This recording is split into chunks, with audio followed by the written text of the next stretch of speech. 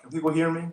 Probably without it. All right. Welcome everyone to Poetry at the Point. Thank you all for being here. My name is Andy Chen. So if you have come to a Poetry at the Point reading anytime in the last 5-ish years, you're probably used to seeing Kenneth Pruitt up here. He's actually sitting over there right now. He, for a long time, made this reading series what it is, shaped it with his brilliance and his passion. He's decided to pass along the torch, which is why you're seeing me instead of him. So he had been working with Macallan Lay for a while, so she and I are really excited to be the new co-curators of Poetry at the Point. Like I said, those two have been working together for a little while, and then a short while ago, Macallan approached me and asked me if I wanted to kind of run this series with her. She told me about how great the people at St. Louis Poetry Center are. She said, "We'll make a great team, Andy." So I said, "Awesome." At which point she said, "Oh, by the way, for our first reading together on October 28th, I'm going to be on my honeymoon. So you're on your own. Good luck." Conveniently waited till after I agreed to tell me that. So here we are. But no, really, we're excited to be leading this series. And again, thank you all for being here. So we're very excited to have Jamie Wendt and Glendal Wallace tonight. They'll read. We'll have Q&A afterwards, a conversation. First, just want to give a shout out. Thank you if you are a member of the St. Louis Poetry Center. If you're interested in learning more about that, there's some information on the back table, and I hope you'll think about it. Also, thank you to the Missouri Arts Council and to the Regional Arts Council. Thank you to the Focal Point, this great space that we're in with these cute lights along the ceiling. Want to share with you some upcoming St. Louis Poetry Center events to look forward to. So our next Sunday workshop will be on November 16th with Gabrielle Calvo-Caresi, recently National Book Award finalist in poetry, which is very exciting. And then the next day, on November 17th, that Monday, Gabrielle will be reading with Claude Jarbeau as part of our Observable Reading series. So there's some information back there. And then on December 8th, we have a really exciting event celebrating Emily Dickinson 2 days before her birthday. Both of our poets have some books back there for sale, so I hope that you all can check them out. Also, just a couple things so you know, there are restrooms out there and to the left. You're also welcome to get drinks next door if you're thirsty. Hello to our Facebook and YouTube viewers. Thank you for tuning in. And then finally, would love it if we could silence or turn off our phones if we haven't done that yet. All right, so our first reader tonight will be Jamie Wendt. So Jamie Wendt is the author of the poetry collection Fruit of the Earth, which came out from Main Street Rag in 2018. It won the 2019 National Federation of Press Women Book Award in Poetry. Her second book, Laughing in Yiddish, is forthcoming in 2025 / back there by Broadstone Books and was a finalist for the 2022 Philip Levine Poetry Prize.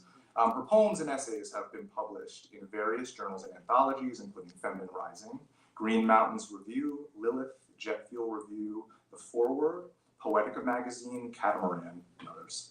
She contributes book reviews to the Jewish Book Council. She received a Pushcart Prize honorable mention and was nominated for Best Spiritual Literature. She was selected as an International Merit Award winner in the Atlanta Review 2022 International Poetry Competition. She holds an MFA in creative writing from the University of Nebraska, Omaha. She is a middle school humanities teacher, like me, and she lives in Chicago with her husband and 2 kids. Please give it up for Jamie.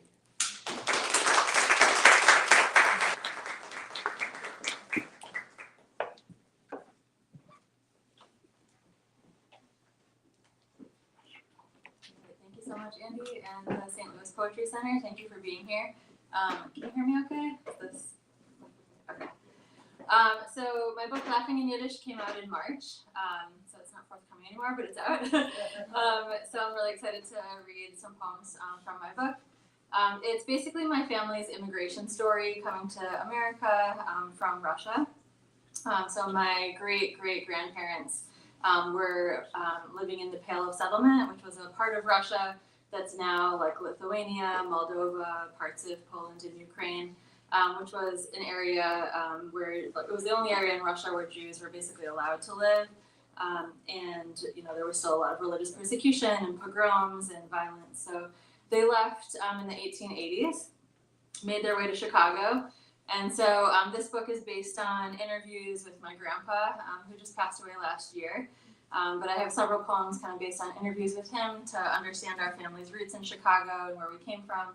And I also did a lot of research about Russia and the Pale of Settlement and pogroms, which are anti-Jewish riots. And I studied a lot of artwork from that era, ethnographic study as well. So that'll come up in the poems that I read. So I'm going to start with the first poem in the book, which is called The Guess. And it's based on a Jewish holiday called Sukkot, which is where it's a biblical fall harvest holiday where we spend 7 days in little huts that look like tents. And they have a roof where you can, it's a covered roof, usually made of bamboo or tree leaves, and you can see the stars. And so there's a reference to that in here. The Guess. The children press their noses to our bumpy, flawless etrog.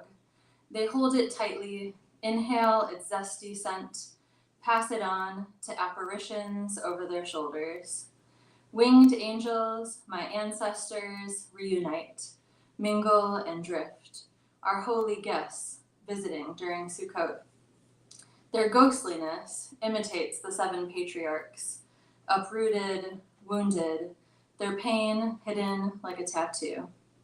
Their strength is a long story, a wandering secret they died with. The sky blackens, and if we weren't in Chicago, stars would peek through the slats of the sukkah's bamboo roof. They nod, pleased with my children's names, their manners, the colorful paper chains.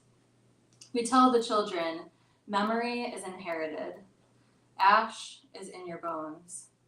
We try to understand the symbolism between Egypt and Israel and Russia and Chicago, how migration can be read on the face of a phantom.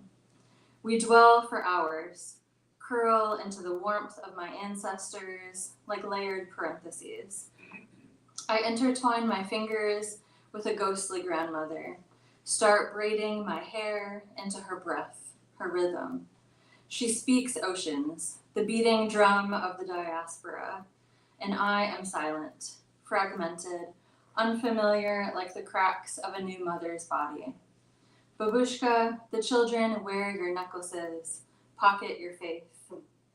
We face east, and the lulav's spine bends in their hands. North, south, east, west, up, down, toward the past and into the present. As our Ushpizin, translucent, translate home and grab hold.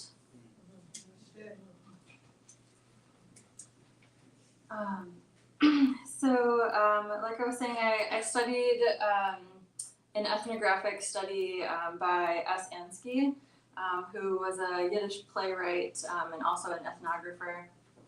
He went around in the Pale of Settlement between like 1912 and 1914 with his nephew, and they were photographing like what they saw was like the end of like the shtetl life, like if you think Fiddler on the Roof, like that kind of lifestyle was ending. And so he has a lot of really interesting photographs in a book that I did some research with. And so this poem is based on a photograph of Jewish women working in a cigarette factory. It's called Women Making Cigarettes. Engaged and newly married women left home for the workshop just after sunrise. The sky pinkish golden. A pocket of rubles, a growing fortune, jiggled in their tobacco-stained fingers like a luck charm.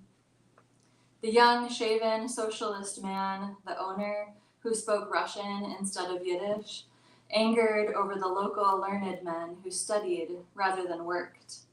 The women listened as he spoke. Not yet mothers, their bodies said, their wrists at the long, cold table's edge, stiff and poised. They wore long chain necklaces, hair pinned back. Their forced smiles slid into their smooth, pale cheeks.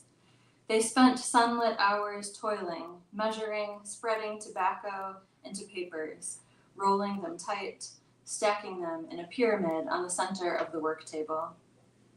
They would still punch dough, late in the dull evenings, their tainted fingers playing the role of kitchen wife, as a sleepy sister took note from a step stool. Out the window, they observed skinny boys leaning on hay bales, cigarettes tucked behind their ears, and wondered what it would be like to have sons. Men walking home parted their lips for the sharp inhale, the little flame escaping rolled paper, ash flicked to the ground, the cigarette turning into a woman's finger. So I interviewed my grandpa a lot for this book. I was like hoping for like all these stories about Russia and like the ancestors and like like their migration story, you know, and like I was like, what are the stories of your childhood that your grandma told you? Like I wanted that. And he was like, they didn't talk about Russia. Like they didn't pass on those stories. They didn't even pass on the language. So like Yiddish died with my great-great-grandparents. And so like Yiddish was a language that they spoke to each other, but didn't pass on to their kids, and there was trauma and they didn't want to talk about it. So I was getting frustrated about like the lack of story, and so this is a poem that came out of that. So this is Interview with Papa, language. In 1888, his grandparents did not root their bodies to their spot of labored earth and feign holiness, as if it were their choice to survive or be stubborn. Papa says there are no diaries, no fragile secrets, loves, prayers, no cursive letters, landscape postcards declaring intention, no ketubot, proof folded into heavy layered pockets. I have been standing under dimly lit street lamps in their old tree-lined neighborhood of walk-up apartments, after months searching family trees, photo albums, directories, passport applications, census records, newspaper archives, as if their Yiddish songs could fester in my blood and rise, satisfying gaps of what might have happened. Tell me a story about them, I say. But Papa brings his childhood to the interview instead. He jumps out of Hebrew school windows when the teacher isn't looking. Peeking through a bedroom curtain, his future wife and her cousins spy on him and other boys walking to the cheder. They watch the rabbi park his car in a secret lot on Shabbat morning when driving is prohibited. Papa takes out a handkerchief, blows his nose hard and loud, stuffs it back into his khaki pocket.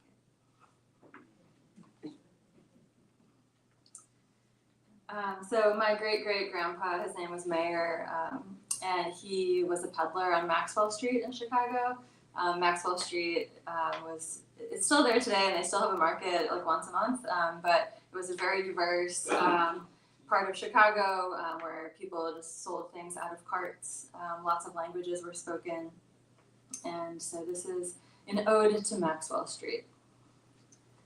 In every definition of street music, the guitar, kazoo, washboard, brown jug amplifies the heat, spirals electric unity. Maxwell Street was a harmonica in the lips of Chicago. Italian, Jewish, and Mexican children paused their pointing at jugglers to watch, open-mouthed, the awe of strings accompanying low black voices, feet tapping with God. Green, the color that mattered, folded and wrinkled and tossed in a top hat, or the shiny faces of men on coins gathering another song. Blues strummed and spilled through alleys, intervening with the reading of fortunes. Music weaved between rags piled on pushcarts, barber shops, butter and milk sellers, the chicken man routine. Secondhand radios and car parts spread across folding tables. Blues, no matter the weather. The weekend crowd elbowed through each other's barter and beg, even when the furious ground shifted its boundaries and construction. There was a way to listen on Maxwell Street that passed on to the children. Silent, head-nodding respect. Closely watching calloused fingers sing love. Detour, longing, close-eyed tunes they remembered and hummed and swallowed. And so the west side of Chicago used to be like a very Jewish area in like the 20s and 30s, 40s. And the Eisenhower Expressway was constructed in like the late 40s, early 50s, and it like cut through the whole neighborhood, displacing a lot of the community. So I decided to write a poem from the expressway's point of view. So this is a persona poem called The Eisenhower Expressway Speaks, 1951. Boys wrestle in the pit of me, a play lot after their playground is torn down. Journalists call them morons, vandals, and hoodlums, but I like their company. The love they make in me pressed into my rocks, my dirt sprinkled with excavation debris. My birth has been slower than anticipated. My length, my due date, my round-the-clock noise expanding west of Chicago. A slow season of change, a flight. Everyone watches and waits. After summer storms, I turn into a brown river. Boys bring rafts, float through my stalled construction like a vacation cruise. Men scavenge for treasure from demolished businesses and homes to lure their women to me, a lover's nest at night. The near west side sweeps its sidewalks free of otherness for me, free of poor immigrants and exiled refugees who move north or farther west. When I intrude, slam the landscape, so deafening, so white-handed. As crews shovel, they excavate and lift dead bodies from under my skin. I pause patiently, partly severed as a cemetery relocates for me. Then workers lie me back down, smooth me out for miles with shattered family fortunes directed elsewhere. After the next storm, I cough up bones, and the boys play fetch like dogs. And then I'll end with one newer poem. I've been writing a lot about the Chicago Fire of 1871. I found out that it occurred on a Jewish holiday, it's called Simchas Torah. It's a holiday when we read the end of the Torah and then we roll it back to the beginning and read the beginning. So throughout the year, we read the entire Torah, we read little bits of it on Shabbat every Saturday.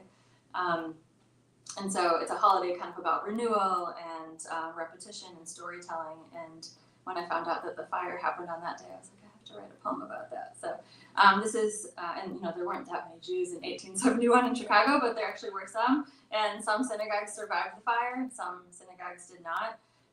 But I imagined what it would be like to be part of that Jewish community on this day. So this is Simchas Torah, 1871. They were dancing circles, facing inward, 100 smiling faces, a woman's dance, a roundabout of drunken tongue singing, covered hair braided under floral kerchiefs, the scarlet of their skirts like fire swirling the room. Over the gendered rope line, the men in black carried Torah scrolls against their chests and shoulders. The men became the feet of the scrolls, the Torahs moving them around the room, a spiritual elation, spreading light and song, as boys in suspenders and leather shoes clasped hands and elbows, meandering under and through the arms of bearded men. The boys reached upward toward the velvet Torah dressings, touched their fingers to the cloth, then kissed their fingers. Again and again they kissed and shouted during the hakafot until someone yelled, "Smoke!" The line of fire was wooden beamed, homeless bound, death suspended. Run to the lake. The Torahs became infants in the arms of wild men, running a familiar race to save themselves. They reached the lake, saw fire around ankles. They danced out of their shoes, their feet raw and burning. They stared down displacement, the shame of a boy leaving the hayloft with his pockets full of gambling, conspiring about a cow, a kick, a lantern, and flame. The O'Leary boy hid his face in ash as men rolled the scrolls back to the beginning, the first day of creation. Thank you.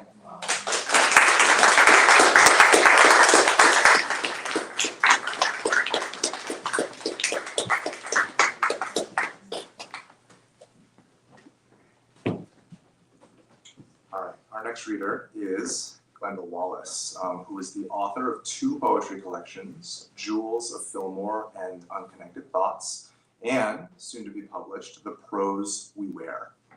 An educator for over 30 years, she's published essays, short stories, and in anthologies that inspire, encourage, and educate writers at all levels. She lives with her family in St. Louis, where she continues to nurture her creative spirit from enjoying blissful walks and scenic cruise vacations. Glendal Wallace, please.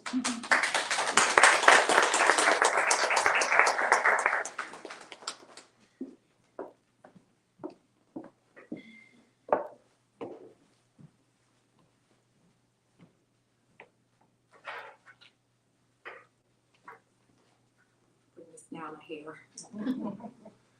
Good evening. My name is Glendal Wallace, and this evening I'd like to take you on a poetic journey via 3 different vessels. The first journey is on a cruise ship. The second journey is what I like to refer to as a bruise ship. And the third journey is on the Love Boat. When I'm on a cruise ship, I love eating good food and enjoying frequent releases of fun and laughter and just definitely stress. So this first poem is entitled Headspace. Shall I cruise to Aruba, sparkling, sizzling azure waters, gently tumble over in layers, fluff like carefully battered meringue, sweetly rise and turn and rise, sweetly rise and turn and rise. Shall I? Shall I? Shall I return to Curacao, island of trading slaves, evolve its Dutch with vibe-filled roads, rural ragged, rough, exchanging dushy for new diamond watches, while commerce spins like factory swatches. Sweetly rise and turn and rise, sweetly rise and turn and rise. Shall I? Shall I? What shall I do? Douche is a Creole Caribbean term that means everything that is sweet. This next poem is entitled Love Deserves Its Dance. To frolic through green landscapes, hurriedly flowing ocean waters, gaze at beautiful castles whose beauty fails to compare to newly wedded bliss, to magically stop and give each other that look of love. Yes, love deserves to swirl aimlessly, skipping to sounds of morning birds, scurry along tranquil excursions, listen pensively to nature's evening melodies, then stop at will, to sit on steps of contemplation, pondering, waiting its next move. Oh yes, love deserves, despite seasons of sadness, sickness, staleness, despite plateaus of poverty, perplexity, perseverance, despite crossing egresses of injury, injustice, inequality, despite treading cobblestones of chaos, conflict, cultural divides, love still deserves to believe all things, hope all things, endure all things. So yes, let love dance, it must. Lift its limber arms in praise and adoration, victoriously glide along streets of faith, paved with grace-filled moments, sprinkled with mercies, surprises, passion. Yes, let love exude its breathful aura, whisper its tender request, close its eyes, give warm kisses, ooze its playful pheromone, wiggle its feet if it wants, for love deserves its dance.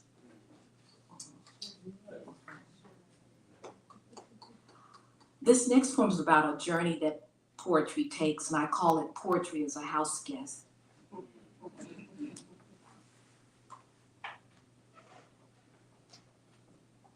It walks among us, visiting our inadequacies, stirring our restlessness, awaking us in our sleep, chirping like pre-dawn birds, having much to say without interpretation.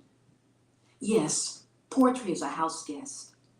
It scuttles along, collecting, smells like crackling bacon in cast iron skillets, taking in poignant sniffs of calla lily stems that attack you walking by, urging.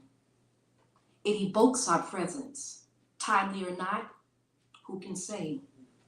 Sharing our tears, fears, fantasies, recording our days, our memories, with finely handled ebbs, etching calligraphic splendor. Now I'd like to take you on a ride on what I call a bruised ship. And on this ship, people hurt. They hurt for a moment, they hurt for a lifetime. The hurt may be small, or the hurt can be tremendous. It wears a mask, or it wears a grin. The hurt can be silent, or the hurt can shriek with pain. And people are hurting today, everywhere. We all know someone who is hurt or bruised from life circumstances. So this next poem, New Raisin in Town, was inspired from discovering a news article back in 2023, focused on this San Francisco couple who was trying to sell their home but experienced some housing disparity, and the resilience that allowed them to overcome and end up with an additional nearly $500,000 appraisal value in their home. So what this issue says to me is that somebody or some system is getting wealthy off of other people's wealth. New raisin in town. The old one dried up, festered, big time, eventually explode. Or did it?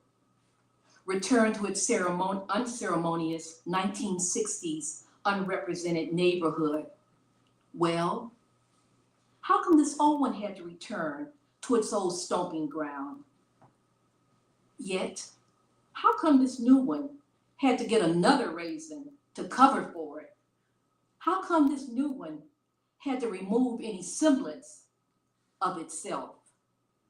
This new one had to pretend it's not new, had to pretend it's not a raisin, had to acquiesce its texture, its flavor, its taste, its color, had to pretend it has no raisinous-like qualities, had to slough, rid its normal pathological process, rid its normal appraisal process, had to strip its, take down its, shed its, cleanse its, whitewash its raisinous-like quality to have hope, a better life.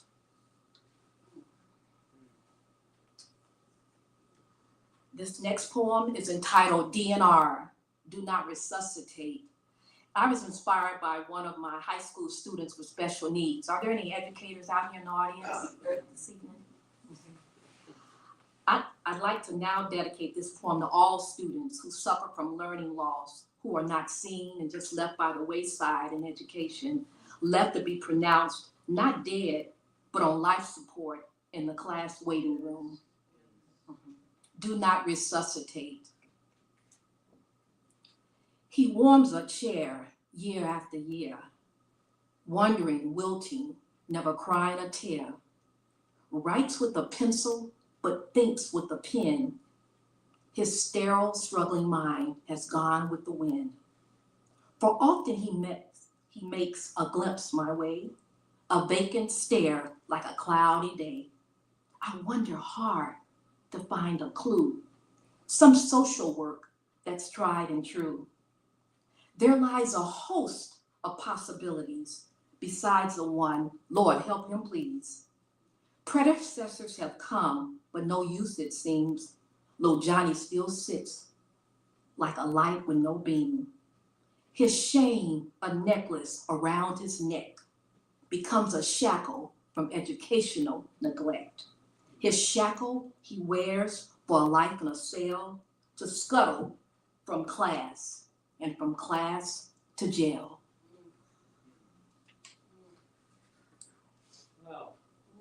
This next poem, entitled Balls of Confusion, was written from an unrestricted view of the bridge section of the cruise ship. Balls of confusion. Water reflects our face, and life reflects our heart. All we see today changes before it starts. Girls turn into boys, pronouns change with ease. State laws are tying hands, and deception is a new disease. Mental illness is out of control. Everywhere it shows its face. When they put them back on the street, they turn around and shoot up the place. Politicians say this is right, but the next day they say this is wrong, conveniently changing their minds to whatever wind's blowing strong. Balls of confusion, tumbling down, whirling our minds into mass delusion, spinning round and round. Taxes are ever rising. The little man pays through the roof, while government investigations go away with just one poof. Rich men live as kings, homeless live as dirge. Public aid is now a joke, and lobbyists are ever scourge. Evangelists are preaching love, their actions are teaching hate. Gun violence is in the street, and everyone becomes live bait. Balls of confusion, tumbling down, whirling our minds into mass delusion, spinning round and round. Snakes dressed as priests, blessing everyone. Behind those priestly clothes, little boys get abused and hung. Abortions, books, and bans surge daily in today's news. Little Johnny still can't read, no matter what words we choose.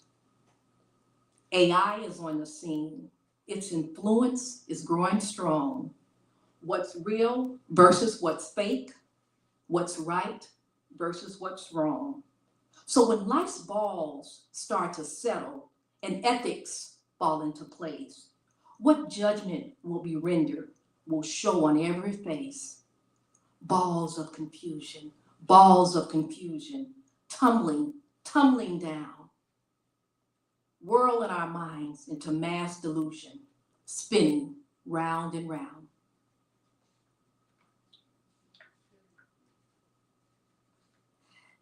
Now to our last vessel, the Love Boat. And as we disembark from this journey, my last poem was inspired from the love of community, the love of family, love of elders, children, grandchildren, and the love of oneself. So love yourself. And when life attacks you with an adverse impact, shine with determination. Shine with perseverance and resilience. Shine with endurance and excellence. This poem is entitled, And Still We Shine.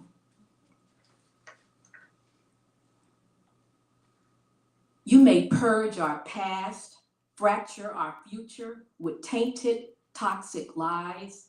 You may saturate our neighborhoods with drugs and rob us blind. But like the sun, we shine. You may prop your knees upon our necks, destroy our right to breathe, protest. You may cloud our goals with tear gas, spray engulfing fears. Rope our bodies, stress our minds, but still, like the sun, we shine. Does our giftedness upset you?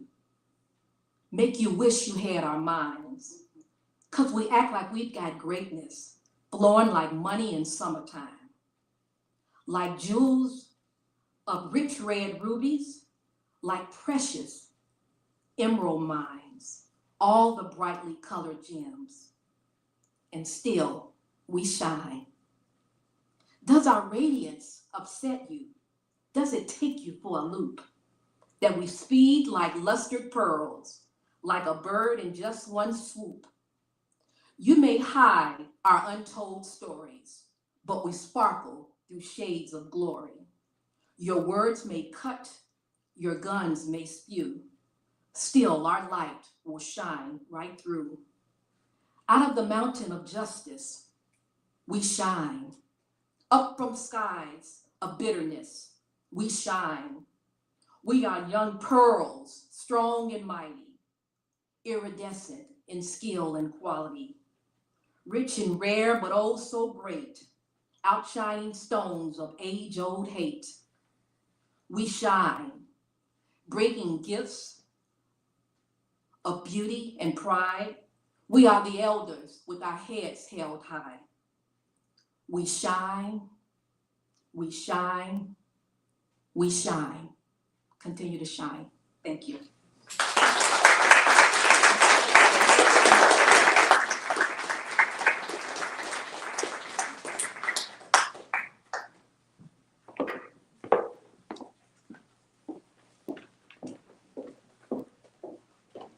All right, one more round of applause for those people.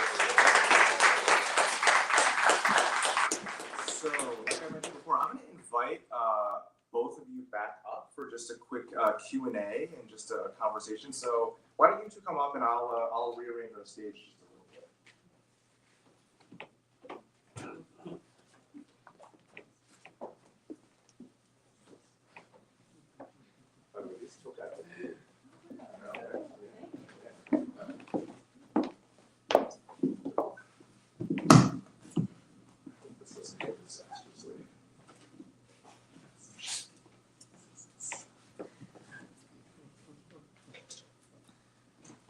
Okay, so someplace that I want to start is, so I really admire how in your work, you seem to me so like incredible and precise about observing details, like things that might go unnoticed by other people. I really love that in both of your work. So I'm wondering if there's like, what draws you to maybe one specific detail over another.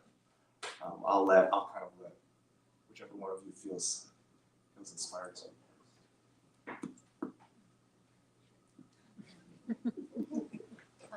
Okay, I'm like thinking back to all my poems and the details.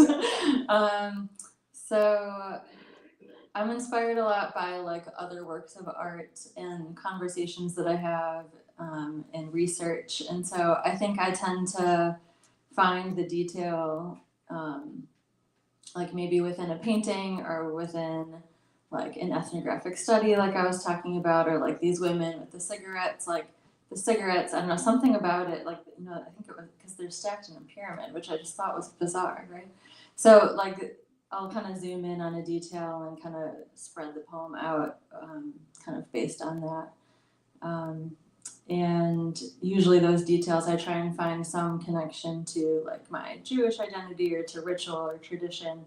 And so all the poems kind of fit together kind of as a narrative, I guess, in that way. Thank you. I appreciate that you mentioned that because the cigarette and like behind the, that's actually one of the things that made me think of that question. So,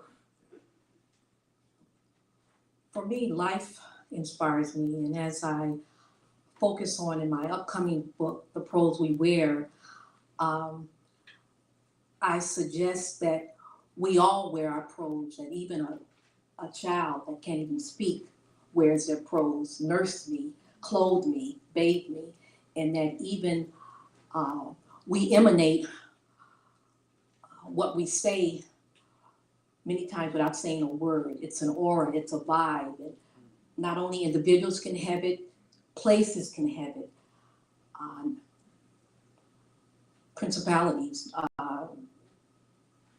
municipalities can have it, but something as simple as just what a person gives off. So that inspires me. It could be a chirping of a chipmunk. Thank you. You brought up identity explicitly just now, and both of you, identity shows up in your poems in sometimes really bold ways, but also really subtle ones as well. So I'm wondering, just what aspects or layers of identity do you feel especially drawn to writing about, and why? Yeah, sure. I'm gonna say family and the past. I feel that the past is very vast and that it needs to be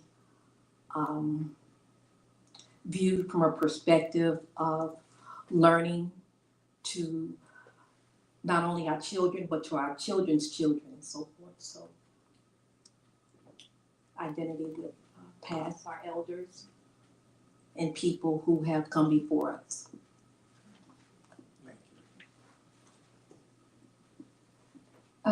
Sorry, can you repeat the question one more time? Yeah, sure. So just, I'll repeat it. So I noticed that both of you write about identity a lot in your work, in bold ways and subtle ones alike, and just what specific aspects of identity do you feel especially drawn to writing about, and why? I think I tend to be drawn to parts of my identity and like similar to what Glenda was saying about connecting to the past, but specifically like parts of the past that I feel like most of my readers, whoever they might be, might not be as aware of. Like untold stories, particularly of women or Jewish women who I feel like I'm connected to historically. I like exploring like the stories of other women that people just don't know enough about. So I like to do research and then I think it helps inform my identity more. I have a better sense of like who I am and my past when I'm doing research. I think it also kind of gets me out of my head because like even though like it's related to my identity, sometimes my poems are like persona poems, from the point of view of somebody else, or in a time period that, is distant in the past. But I think writing about it is a way to like, be creative and explore that time and kind of get out of my own identity sometimes in my head. I don't always write like autobiographical poems. But I think even when I'm not, I'm still exploring my identity, if that makes sense. Thank you. So we are living in a time when I think in a lot of ways poetry and art and other forms of expression are being threatened. And I wonder if the two of you have thoughts about just what is the role of the poet in our society today? A lot of you are reacting because that's a good question because McCallum wrote it and not me, so. I think the role of the poet and poetry is to connect people. So I think poetry readings like this that just bring out people from all over the community, I think poetry can do that. It can bring people together and it can help us look at imagery, look at the details that connect all of us. And I think we need more experiences where we can do that in order to build empathy. So I think poetry, like all art, is a way to create empathy. And so doing poetry readings, writing poems, sharing about identity, I think is a way for people to understand other perspectives. And that's really needed right now. Thank you. I believe the role of the poet is to use their voice. As I mentioned in the preface to one of my poems about that people are hurting, and there's a poem I wrote years ago called The Healing Station, and the lines that I spoke about with how people hurt for a moment or for a lifetime. So looking at the role of a poet, that gift of utterance that they have should be used to awaken, to motivate, to encourage, to equip others with the sustaining strength that they may have lost because of being hurt. In my upcoming collection, The Prose We Wear, I devote a section to the Congolese people who faced a lot of atrocities under King Leopold II. And a lot of the information that I've received from poems like that come from, don't come from this country. I can't get them in the United States, but I studied extensively on information about historical facts such as the Berlin Conference and how there was so much involved in trying to colonize the continent of Africa, and how so much hurt, so much degradation was done, especially to the people in the Free State of Congo. Now we can call it that. But again, as I say, we don't hear about those instances. We don't hear about what's been going on in West Darfur. We hear about the Ukraine, but I have some poems in which I talk about what if we had had the internet during the African diaspora, who or what would have come? Would millions have been emptied into, or billions into the cause of that if the atrocities had been seen on Facebook or live? So again, the role of the poet is huge, and they must use their voice to speak. They cannot be silent. Thank you. Finally, I want to end on a Poetry at the Point tradition that we call Gathering Paradise, which is simply, would love for you to share just something artistic. It doesn't have to be poetry, it can be anything you want, that has brought you joy recently. While you think I can go first, I don't know if any of you know Kathleen Edwards. She's a singer. She's going to be in St. Louis soon. And I was recently introduced to her, and I love her voice a lot. I feel like it both feels like it could fill a stadium, but it also could just be at a dive bar on the corner. There's like something really intimate about it. Anyway, so yeah, that's mine. So something that's brought me joy recently. Yeah. So my kids bring me joy all the time. So my daughter, who's 10, is really into crochet. And so a few weeks ago, we sat at a coffee shop where I do my writing in Chicago, because we have a small apartment and I can't write at home, so I go to a coffee shop. So she wants to come with me. So now she's doing crochet while I'm writing poetry, and she's creating these amazing things, and it's really impressive. And just seeing what she's able to create as I'm trying to create something that brings me joy. That's beautiful. Thank you. I'm gonna put on my poetic voice and read the poem from my only granddaughter, Scarlett. Her dad is here, and I'm pleased. And I'd like to just state that I wrote this poem in the midst of a summer poetry camp here in St. Louis that I was curating, and I knew she was being born, and so I had the students to write a personification poem, and so I joined them, and I wrote this poem about my granddaughter as she was being born. It's called Scarlett's Journey. I traveled down the birth canal, my tiny legs in tow. Parents are waiting with more joy than I know. My head is leading all the way. It guides the natural path. This amniotic sac I'm in has been my living bath. I hear my mother's shriek of pain. I hear my father's moan. I hear the doctor's instruments like tiny garden stones. I glide and glide along the dark, my body curled as yarn. When mommy pushes fervently, I hear my dad say, darn. It seems like a concerto with everyone in sync, but birth can be spontaneous, can come before you blink. Let's hope my new arrival will spark unwavered love, for God in his omniscient way controls life from above.